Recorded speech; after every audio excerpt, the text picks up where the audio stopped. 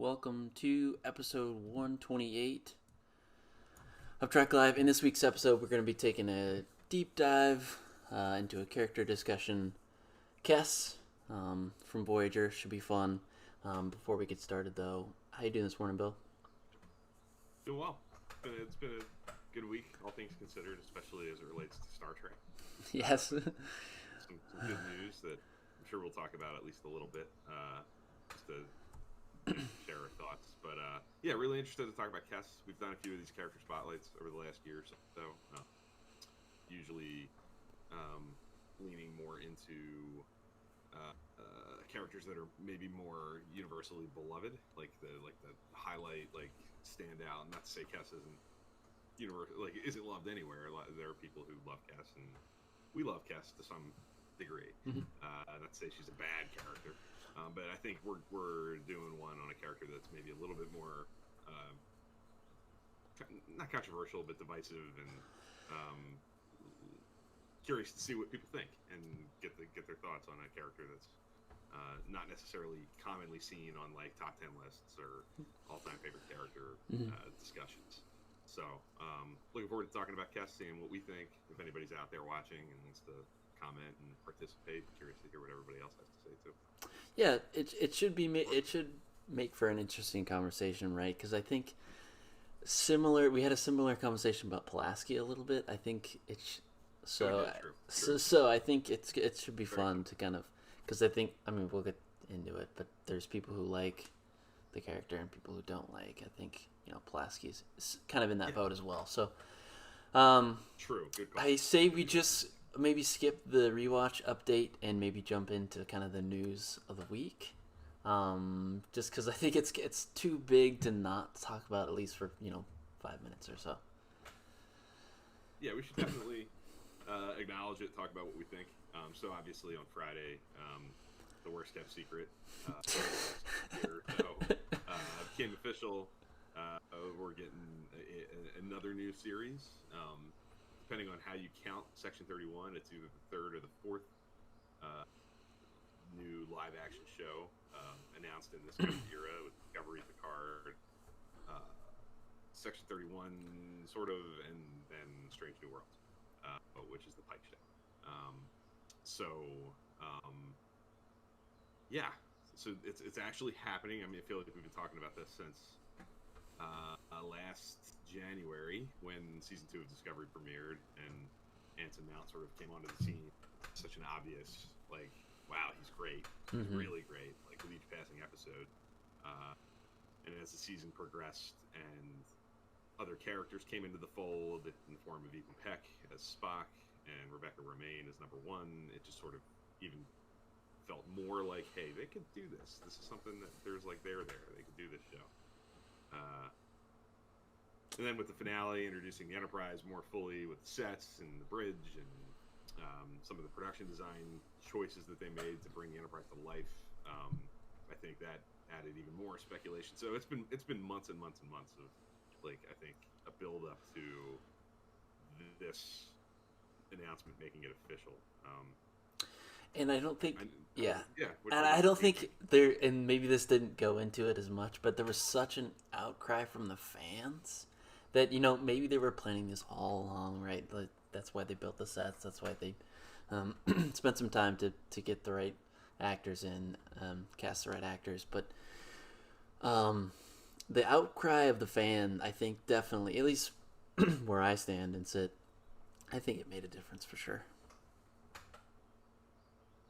Oh, I think so too. I think the fan response to the character of Pike, and I think the pretty universally cited strengths of Discovery second season being those new characters, those kinds of nostalgic itches being scratched.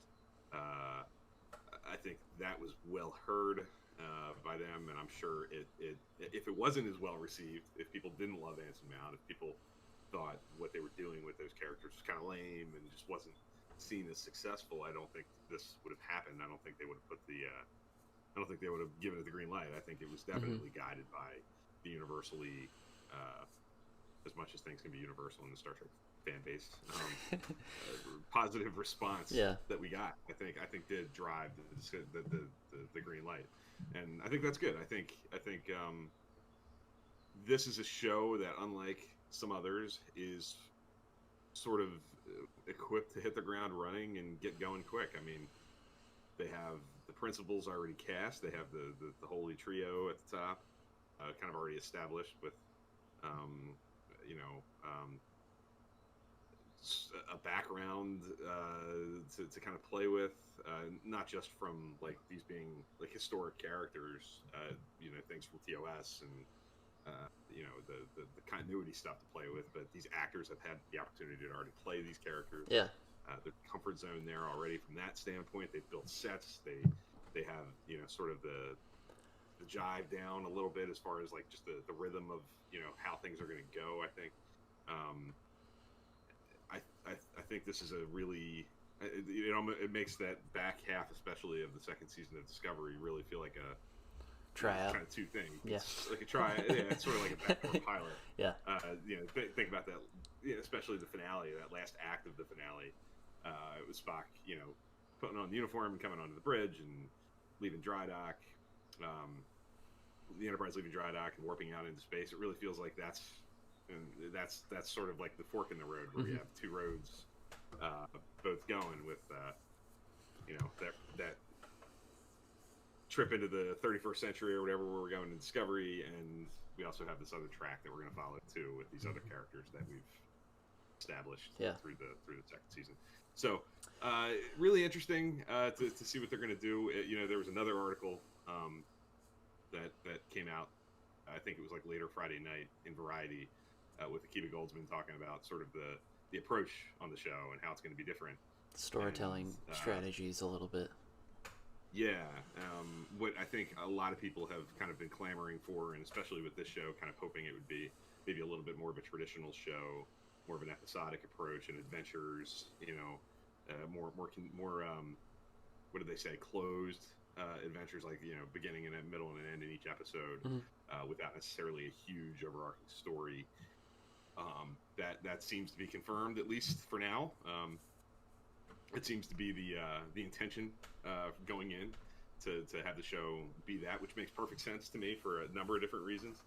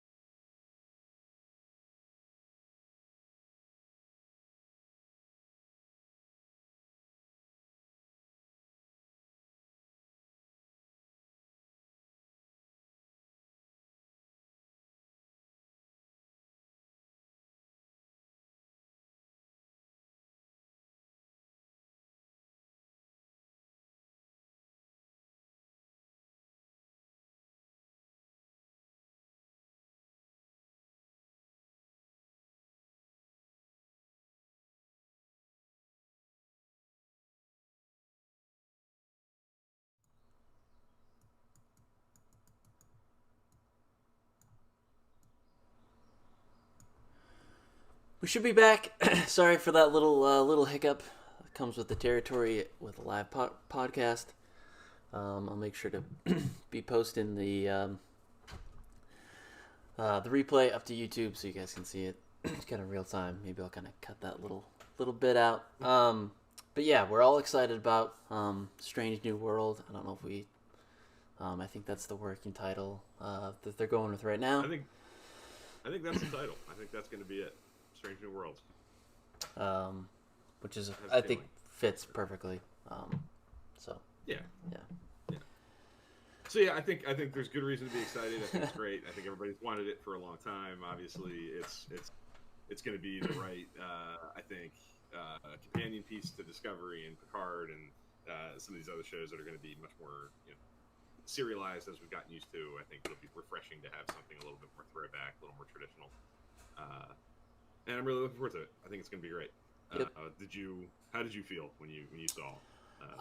I wasn't surprised, as much as maybe the other shows, but I definitely am excited. I've been a big proponent, like a big supporter of the Pike show, possibly. So I'm just glad to see it happen. Yeah, excited.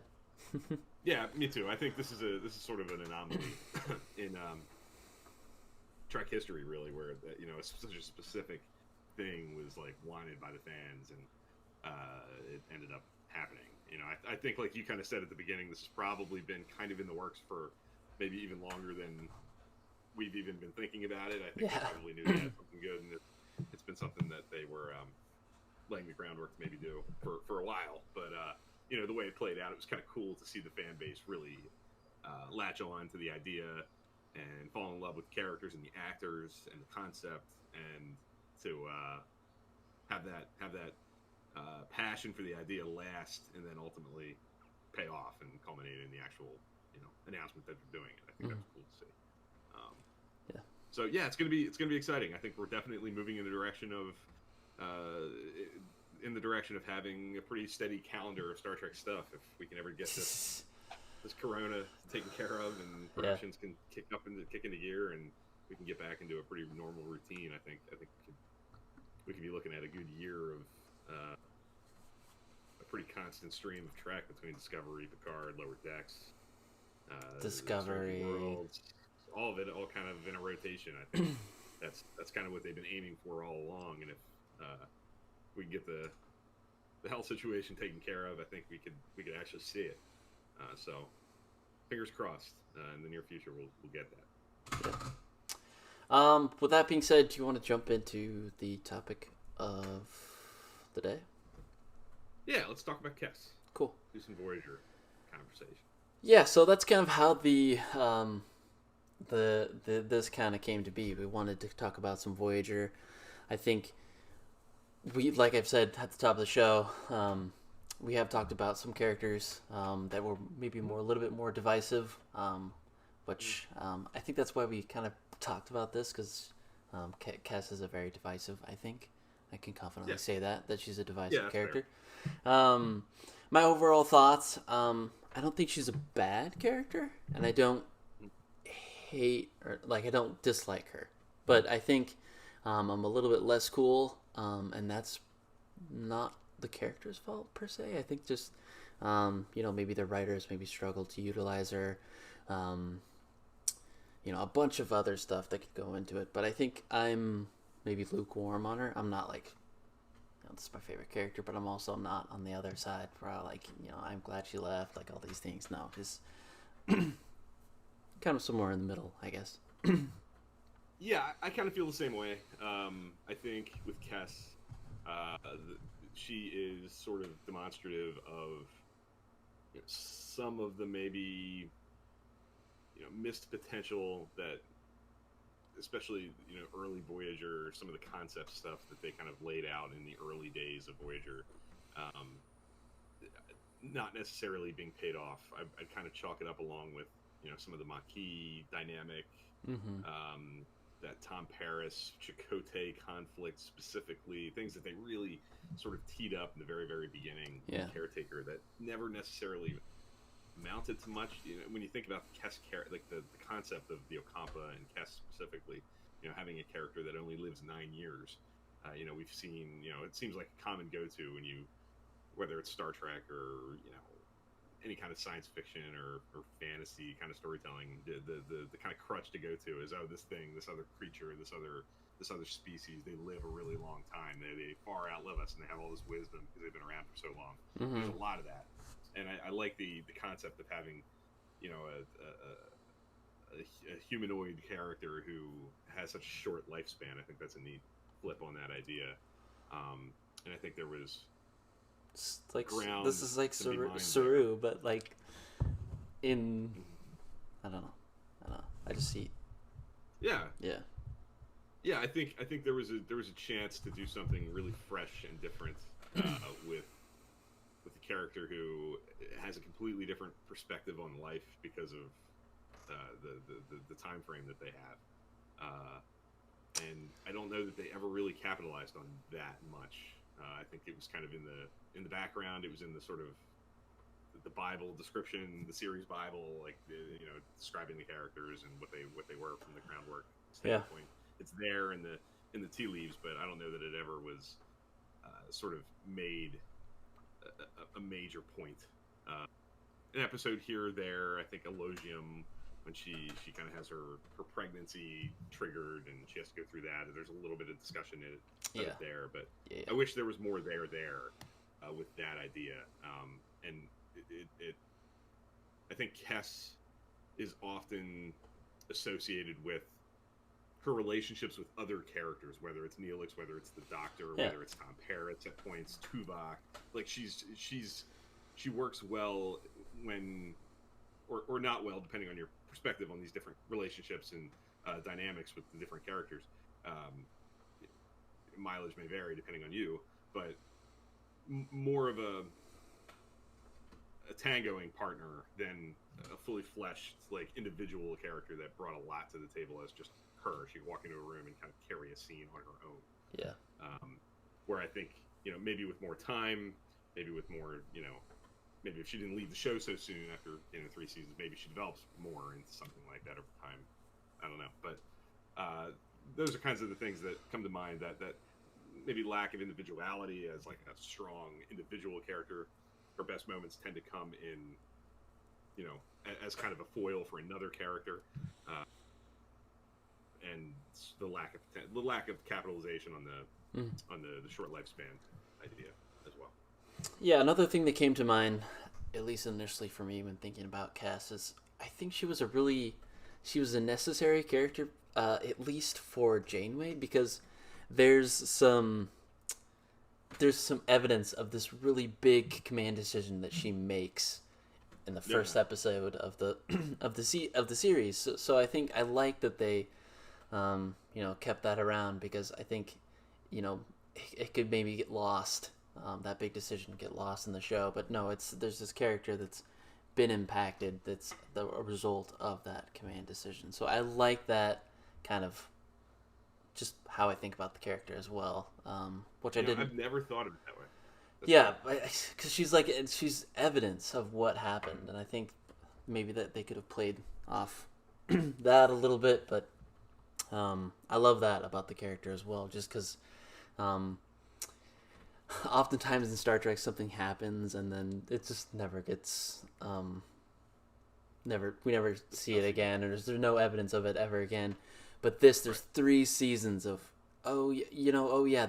she's from the first episode. This is, if Janeway is thinking about the command decision, she sees Cass like, I saved this species with my actions. So I think it was maybe easier for Janeway to swallow if she had that right there. That's just my thoughts on that.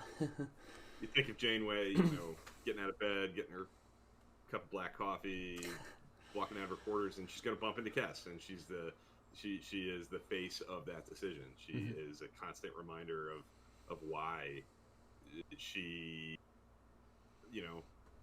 chose to protect the Ocampa and make the choice she made. So yeah, I think from a dramatic standpoint, I've never really thought of it that way, but that's a great call. I'm sure that's a really good reason for her to stay on the ship, and from a writing standpoint, from the show standpoint, to have this constant reminder of where we came from and where the show kind of originates from and why we're here, and Mhm. the consequence of Janeway's decision kind of following her, or the benefit of the decision.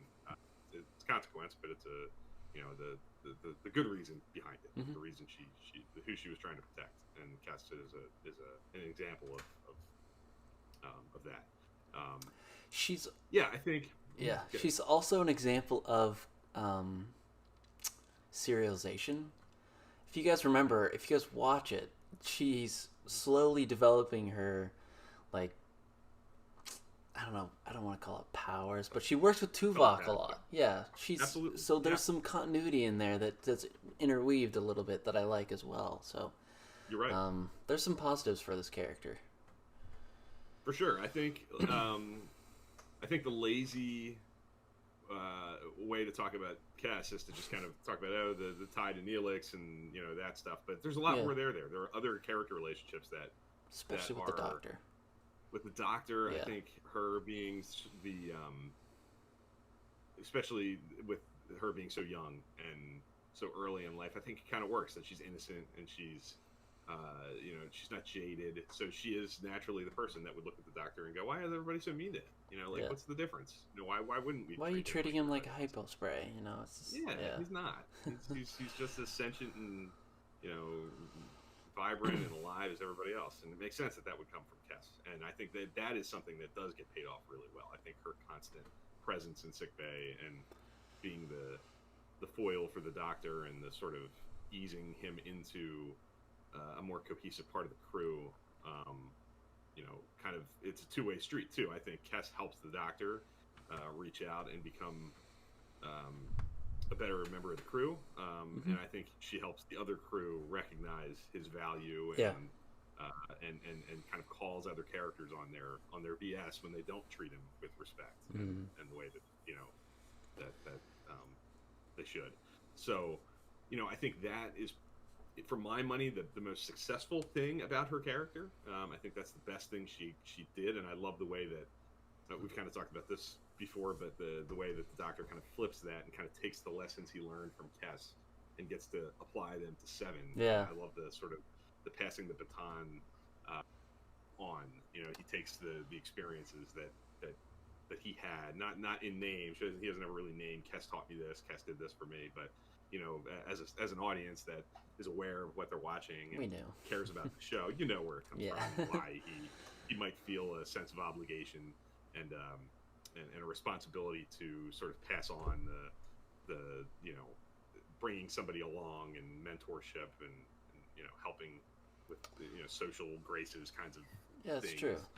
For 7 of 9, and I think even as Cass is gone, I think her effect on the show and on the Doctor gets felt even beyond her time on the show. Which, again, I think if I was going to chalk up like this is the most successful thing about Cass, it's definitely her relationship to the Doctor and the way that evolves the Doctor and things that come later on. Yeah, that's a great point. I didn't really think about it like that, but it does make sense. Like, now the Doctor is Cass mentoring Seven with kind of integrating into the crew. I don't want to say assimilate because that's kind of a tough buzzword, but it is. But yeah, I think that's it's a great call for sure. Yeah, I think again, I think her relationships with other characters. You mentioned Tuvok. I think that's an underrated little relationship that starts pretty early on. I want to say late season 1, early season 2.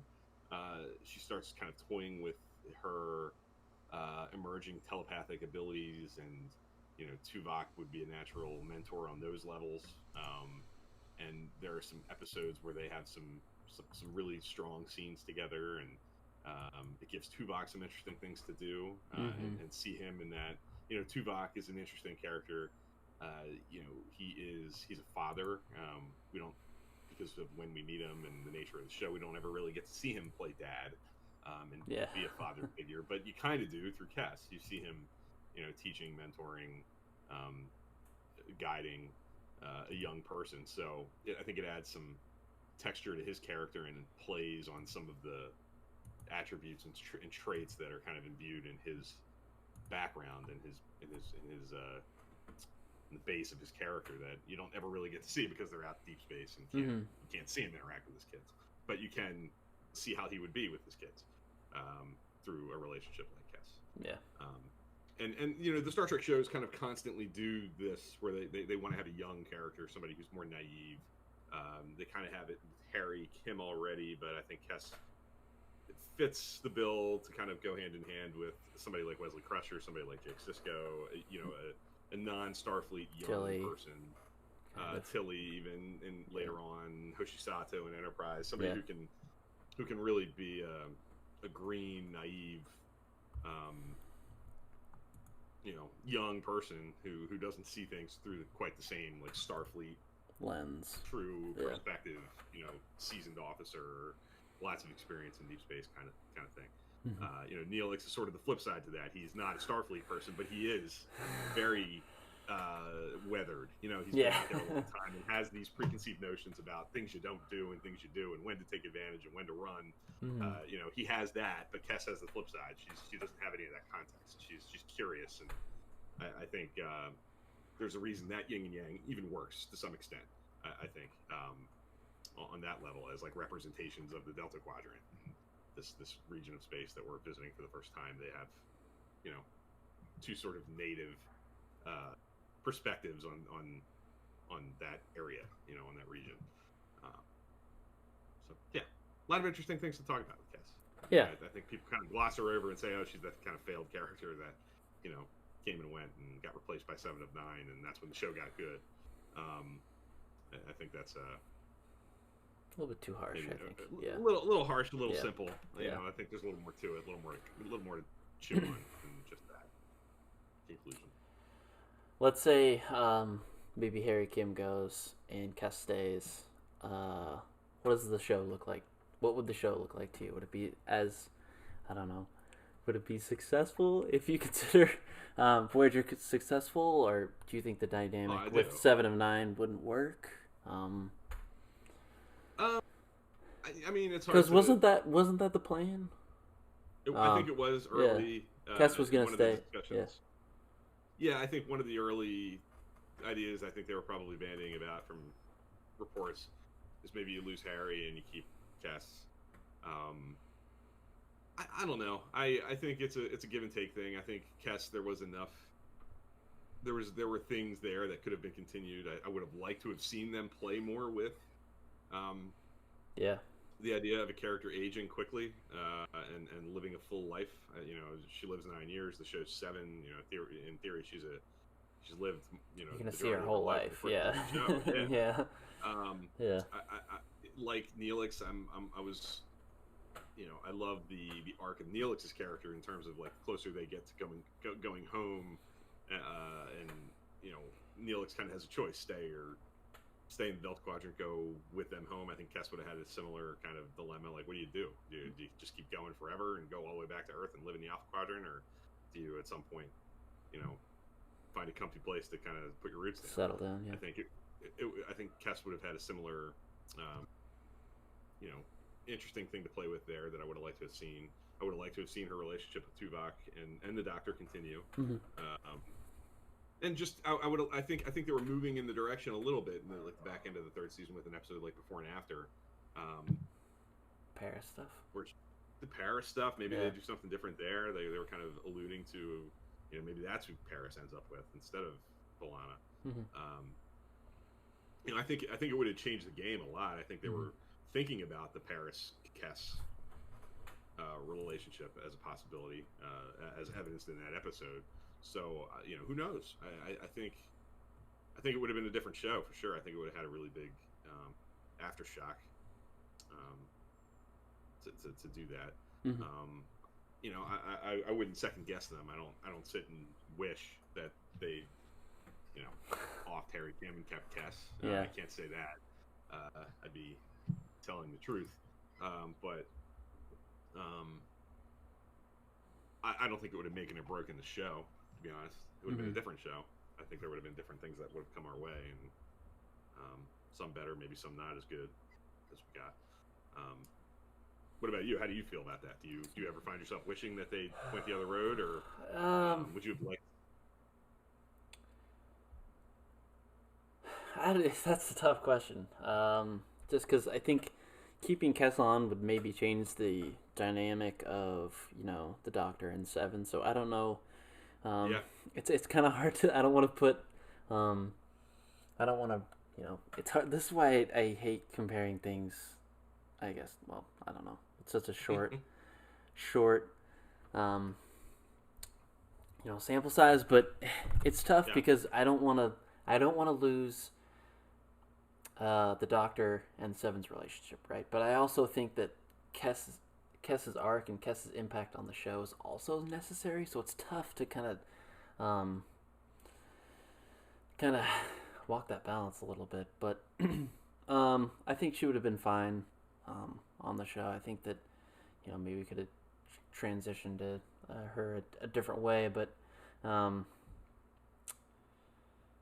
yeah, it's I don't know what I'm saying. Yeah, I agree. I think the most painful thing about that idea would be the loss of the Doctor Seven relationship as we had it. I think that was such a strength of the series in those last few years that the idea of not having that play out the same way is not an appetizing idea for me.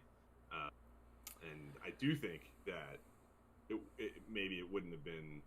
I don't know. It's difficult. It's a lot of hypothetical to guess like what would have happened, but it certainly would have shaken up that dynamic, and it certainly wouldn't have played out in quite the same way. I like the arc of Kess helps the Doctor, Kess leaves the Doctor, takes the baton and helps Seven, who needs a lot of the same coaching and guidance and counseling as the Doctor himself needed at the beginning.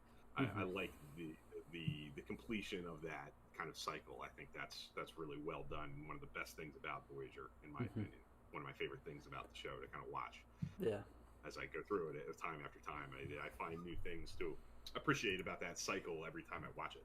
So, that's with Kess's departure kind of making that possible. I guess it was the right decision. In hindsight, knowing what we know and how the show ended up, I guess as tough as a pill to swallow. Yeah, it's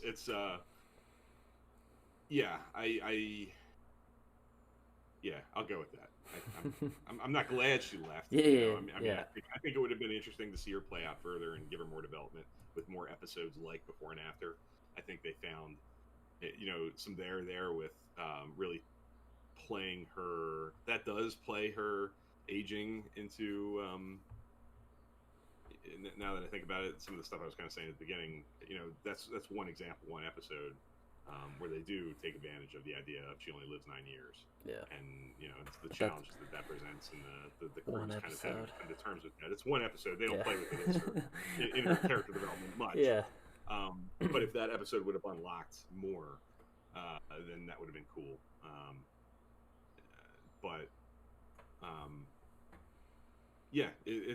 She's an interesting example of somebody who left fairly early on, before the halfway point of the show, and had some mixed results early on, but also had some good moments and brought a lot of good things to other characters as well. Yeah, agreed. Jared Hitchcock says he always thought that she would die by the end of the show. I guess if you were watching it contemporaneously as it was airing and didn't know she was going to leave at the halfway point, knowing she had a 7-year lifespan, would she live her full life on the show? Yeah. And I remember kind of wondering that myself. And that would have been an interesting thing to play. I think it would have been a cool thing to see somebody's entire lifespan over the course of a series. That would have been neat. Thoughts on her return? I think we should maybe finish with that. Fury? Yeah. And I think trying to stay as positive as possible with all this. This discussion, but I think it doesn't help her overall case. Good way to put it. Not one of my favorite moments. Yeah. She comes back, kind of doubling back a little bit when she leaves in the gift. She's, she has this really great scene with Janeway at the end where she's thankful and appreciates everything she's been given, and nothing but love for the crew and the ship, and she's doing what she's got to do. It's this big emotional scene. And then to have her come back a couple of years later in Fury, where she's furious, she's angry, and kind of blames the crew and blames Janeway for things that have happened. I just never bought it. I never bought that turn. I don't think that was. I think that's a sudden and unexpected way to play the character, and I don't think it adds anything to the overall arc of the character. I don't think it adds to the picture of Tess. Yeah, I think it hurts it, because like these are the Voyagers with Enterprise, or depending on your opinion, Endgame with Voyager. If you're not happy with the conclusion, it does kind of leave a bad taste in some folks' mouth. So Fury to me is an unfortunate sidebar that I kind of wish they wouldn't have taken. Bringing back the character, I'm certainly open to that. I would love to have seen her again, but execution is everything.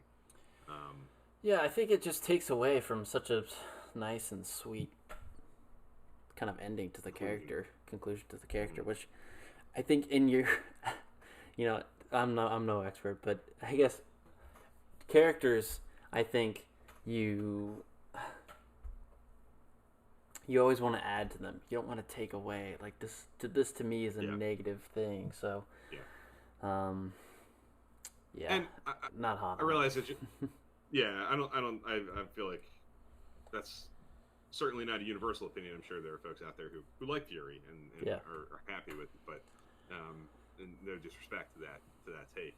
I think more often than not people are disappointed in it, but I also kind of want to double back and take back something I just said. Now that I'm thinking about it, I said sure, I'd be happy to see Kes again and under different circumstances, but actually, the more I think about it, I think the way that the character's left off in the gift, I think that's an example of maybe the less you know is the better. Have it be ambiguous. Who knows what Kes is out there doing and what became of her. I think leaving it mysterious and ending it on the note that they ended it on, for my money, was probably more satisfying than most things they could have done. For my money, from my perspective. I think sometimes less is more, and having it be ambiguous and mysterious, and having some questions of the universe left unanswered. I think Star Trek, sometimes gets overly ambitious with wanting to fill gaps, and we all love that, like finding more information, and filling in information and having questions answered. But the universe is really big, and there's a lot of space, and sometimes you don't know. Sometimes you don't find out, answers to questions, and things are left unknown forever. And I think Tess's arc... Yeah, go ahead. Sorry. No, I was just going to say the way the character was left off at the end of the gift, I think was satisfying enough and kind of uplifting enough almost that leaving it unknown from there would have been, for me, the most satisfying way to go. Yeah, I think so too. I think you're right. The more that I think about it, it's such a nice way to tie up that character, and I think she leaves the show on pretty good terms. I think there's the gift to move them forward. Yeah. And leap them in space. I think that was a nice final gesture, and I think it would have been a nice way to end it. Yeah. But I think there's still a possibility to bring her back. Was she in Shattered? Sure. No. That's a perfect opportunity, right? We would go to the past. She would be in the past, right? She would still come back, but also it wouldn't mess with just such a perfect ending to the character, I think. That would have been that's the safer way to go for sure. Having it be kind of the way they did with Seska, having to counter that character and be able to talk about her and reference her in a more direct way, and reveal how the characters feel about her, whether it's Janeway and Chakotay, like in Shattered. Mhm. Like have that be the final moment, I guess, for her. That would have been more satisfying to me and less potentially of a negative than Yeah. what they ended up doing. I'd be curious. Fury is one of those episodes that I find, it's certainly not successful in my mind, but it's one of the more interesting ones. It's one of those episodes that that's one I would like to sit down with Brandon Braga, have a drink, and ask him like, well, what was like. Tell me, like, what was the idea? Like, Yeah, what, yeah. what was the game? Like, what intrigued you about, doing this with the character, and why this and why not that? Like, I'd love to hear the for no reason other than The thought curiosity, hearing process. how the creative Yeah, process yeah. plays out, and what the intention is. Maybe I would feel differently with more context for how they got there and why. But that's one of those episodes that I really wish I could hear, like conversations via fly on the wall in the writing room. Yeah. Yes. Interesting stuff. Anything else about Cass? Episodes that stand out to you, other than before and after, like, are any what kinds of things? Again, I like her. I like her more in episodes maybe that she's not necessarily the focus. Yeah, I mean she's in Tuvix. I think there's some interesting stuff that's in that. Yeah. I think of Warlord. I think is an episode. That's an episode. What's her? Yeah. Coldfire is the one with Tuvok, right? Coldfire is the one. Yeah, that's pretty early. They find the other Ocampa, the other caretaker, and they really start to lean heavily into her telepathic abilities and trying to bring them to the surface. I like that as a kind of a backstory episode as well. There's some good Ocampa stuff there. Yeah. They try to move the character forward a good bit, Mm-hmm. just to make some big choices in that. So that's a big Cass episode. Warlord, like you said, I don't know if it's a big Cass episode. It's one of those like you know what I mean, like how much it really develops the character. It's more of a showcase for the actor to get to play something different than like a real step forward for the character. Before and after, I think, is the commonly cited, like, Cass. That's probably it's really the best. Capitalizing on the concept of the character, using the traits and the specific things about that character that make them interesting, and playing on those ideas. I think of Phage, which is very very early, where she sacrifices her lungs to Neelix, and that's kind of the beginning of her real relationship with the Doctor. She has some really good scenes in that. Some of those season 1 episodes that are not even Cass episodes and not even Doctor episodes, but there are little moments in them, like little subplots where the Doctor's doing this or the Doctor's doing that, and there are little scenes in sickbay with just the two of them talking about humanity, basic humanity stuff that I think works really well. And I think she's in Blink of an Eye, right? Where that's the episode where she says, "This is the doctor's not a hypo spray or something." I don't know. Blink of an Eye is a later episode. Oh, maybe it's a different. Eye of the Needle. Eye of the Needle. Sorry. Eye of the Needle. Yeah. That's the one with the Romulan. Yeah. And the little micro wormhole.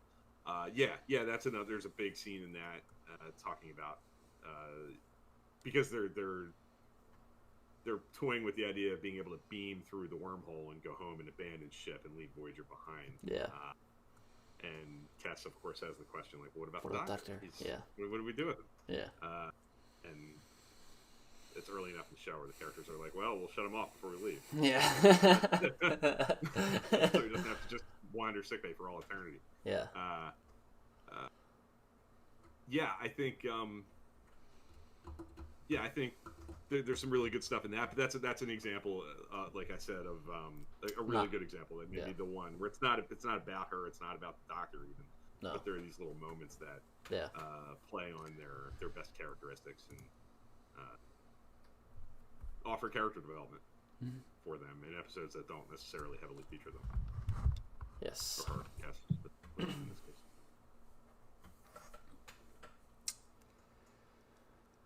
Yeah. that's pretty much it. Yeah. Yeah, I think. Yeah, I would just say, just now that we're kind of talking about it, thinking about it, it does occur to me, like I kind of said at the very beginning, when you think about Kes, when I think about Kes, I tend to think about Kes in terms of like her relationships with the other characters, and the ones that immediately kind of come to mind are, of course, Neelix the Doctor. But the more I think about it, she's got a really strong dynamic with Tuvok. She's got a history with Tom Paris. Mm-hmm. She's got clearly a sort of a mother-daughter kind of relationship with Janeway.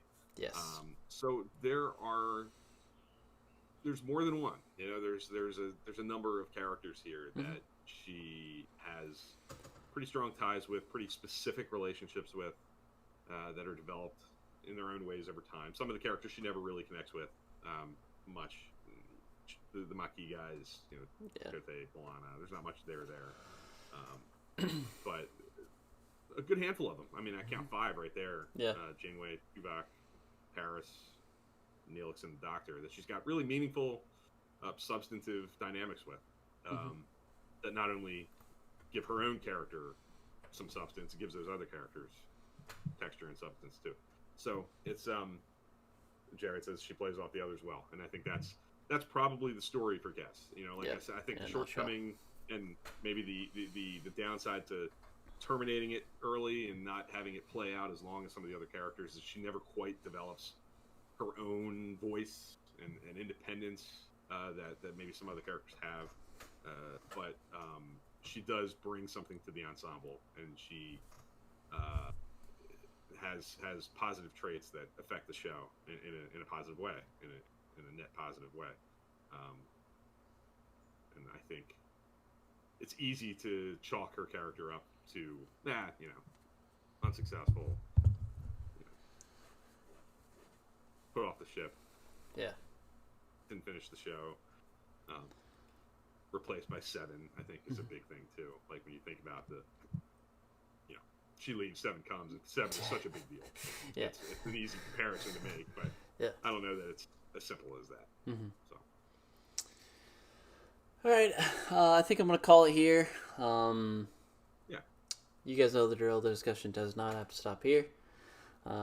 Stay on Twitter. Keep the discussion going. Love to hear from you guys. On Twitter, Facebook, and obviously the Discord channel. Look for the replay to be posted on YouTube this week, and I'm going to try to get it on the podcast feed as well, so you guys can check it out there. I'm going to hope to keep pushing them up.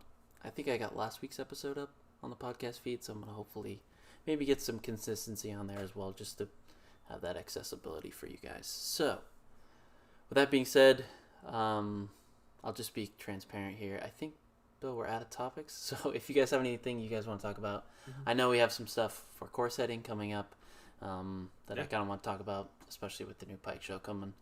But as far as Trek Live goes, I think we're at the end of our run. So look forward to some new topics. I'm excited to kind of keep talking about Trek through the summer. See you guys next week. Thanks, everybody.